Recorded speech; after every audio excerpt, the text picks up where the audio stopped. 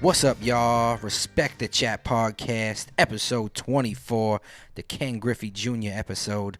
One of the greatest 24s that ever played the game. We know we like to give a shout out on the numbers game here. I'm here. I got a hat on. Rich is here. What's going on, everyone? He's got a hat on. Always got the hat. Frankie's here. What's up? He's got a hat on. It's the hat squad today. You couldn't have picked a hat from this generation?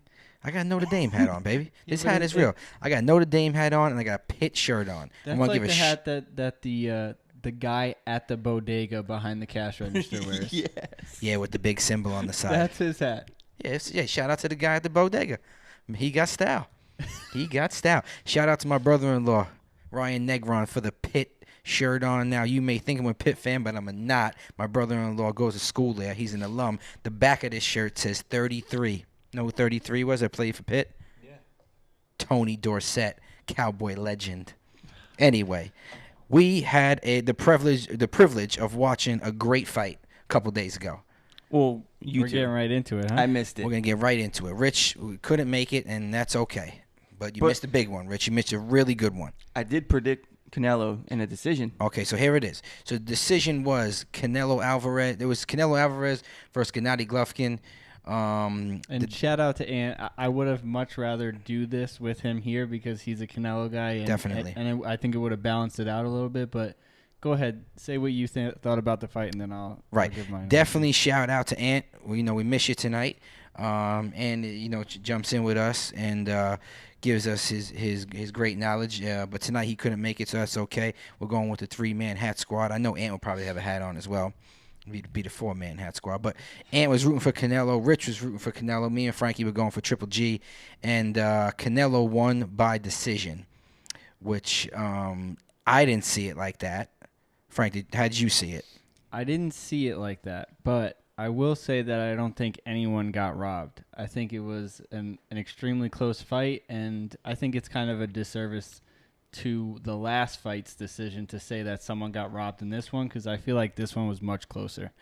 I couldn't give any of the last 3 rounds to Canelo, which the judge had to do to make him win, because I feel like Triple G did more damage to Canelo in those 3 rounds than Canelo did to him.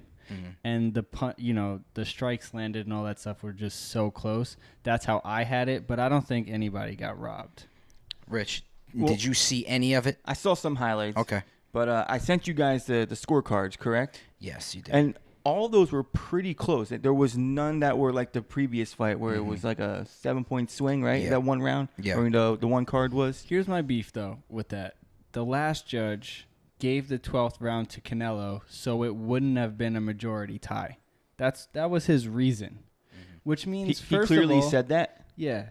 That means, first of all, you're making a conscious decision to just give the fight to somebody, which isn't cool. Right. And second of all, if the fight's a draw, in your opinion, it's a draw. This is a sporting event. It's not. They're making it out to be like some, I don't know, like drama show or something. Like this big drama show. This is a big drama show. I heard Canelo hit a lot of body shots this fight, though. Yeah, correct. And Triple G had more jabs. Canelo had more power punches, and Triple G had more strikes landed. It was like. And didn't you say, Mike, that Canelo was the more aggressive fighter this time around? Well, that's me and Frankie are watching it, and Max Kellerman is saying that Canelo from the jump, Canelo is winning the story of the fight. Now listen, Max Kellerman maybe has more knowledge on boxing than me and Frankie do. And that's strictly based on the fact of that, like, people just know him from Sports Center, and and he's been with HBO forever. He's got about much boxing experience as I do. But listen, I watch boxing. He never boxed before. I never boxed before. But from watching boxing, you have a really good idea of something. I don't know what it means by you winning the story. His explanation is that before the fight, Golovkin's manager was saying that Canelo needs to be more aggressive and to come forward. And so since Canelo did that in the fight, then Canelo won the story. whatever that means. That's crazy to me. I watch the fight. That's what I do when I watch it. I don't know what the story is. I only know the only story I know is the one I'm looking at and I'm seeing what the fight is. So, okay, Canelo won power shots. Fine. Triple G won jabs. Fine. But total punches, Triple G landed 234 and Canelo landed 202. Triple G threw more than Canelo did, but okay, doesn't matter. And the jabs weren't even close. So if he threw more, isn't he more aggressive then? Yes, I would assume so. Well, Canelo But he was walking him down, kind of. which He is wasn't fine, walking him down, though. Well, no, I'm asking. Right? No, he wasn't, Rich. He wasn't. At least in my opinion. That's not octagon control. It's not like the UFC in that aspect. That shouldn't be involved in the judging decision. ring control. You're saying, right? I know. I said in the Canelo previous was coming at Triple G a lot, but how you counter that is with a good jab and landing the jab. And that was what Triple G was doing. That's not how he usually fights, but just because it's not how he usually fights doesn't mean that you lose the fight because of that. Exactly. And that's the thing. And Teddy Atlas was saying that too.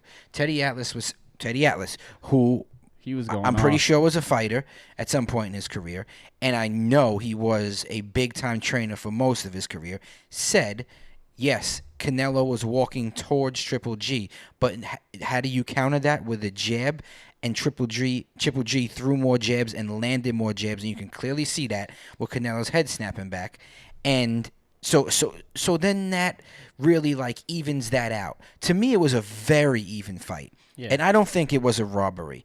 What I do think, though, and I totally agree with Frankie, is that the judge cannot just give a guy the 12th round just so it's not another draw.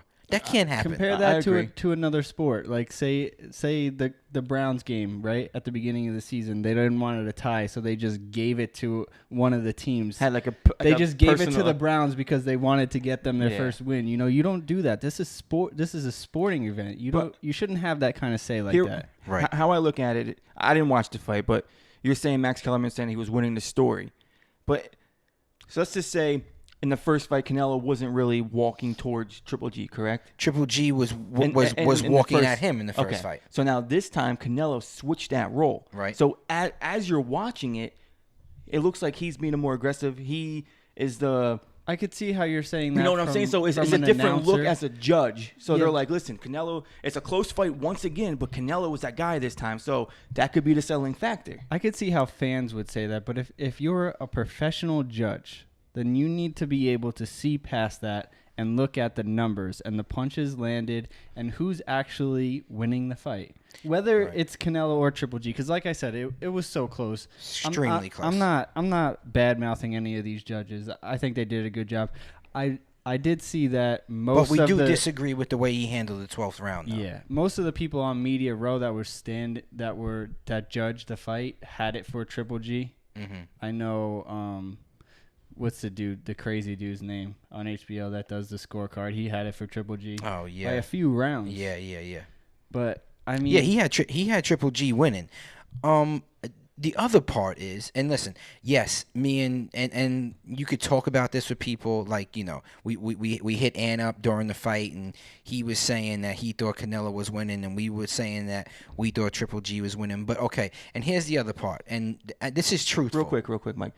Now, you guys were rooting hard for Triple G. Do you That's think exactly that? what I'm going to say. Okay. That's exactly what I'm going to talk about. Yes, and this is true. What I'm going to say right now, it really is. Me and Frankie love boxing, so we watched the whole undercard. By the way, great undercard. Listen, boxing. I've criticized them for years about not putting a good undercard together. Bravo. 3 fights, I missed 3 knockouts, and they were quick. They were so quick. 2 of them were like the second round. That they had to wait 50 minutes. They just had to show you highlights for 50 minutes because they couldn't start right away. I don't even know if the Canelo and Triple G were in the arena yet. Awesome undercards. All right, so with that being said, we're big boxing fans. And yes, we are Triple G fans above Canelo fans. But that didn't like sway our view of the way we seen it, because we both agree that it was a very close fight. But there's no way one of those guys won. You know what I'm saying? Like you can't see. You have there has to be. It was a draw. There should have been a third one.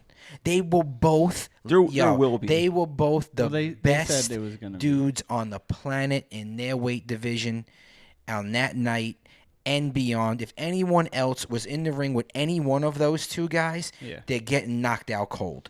Canelo is top of the line, bro. Top of the line, the dude is. And really, if you want to know who I think won the fight, it was the HBO translator on Canelo's side. Agreed.